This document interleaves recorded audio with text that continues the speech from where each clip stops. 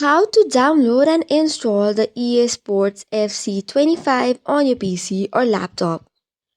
Hey guys, and let's get started. If you want to download and install the EC Sports FC, the process is quite simple. To get started with, you have to open any of your preferred browser and search for Steam. For this, visit the official Steam website and log in using your credentials.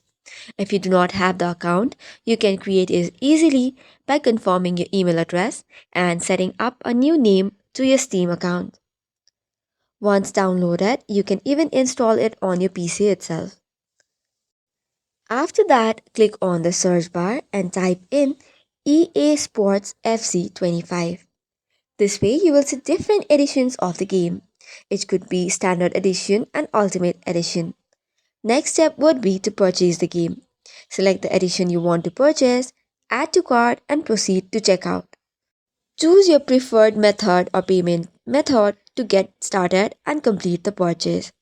After the purchase is successful, the game will be added to your library. Go to the library and start the download and installation process. For this, you can easily follow the on-screen prompts.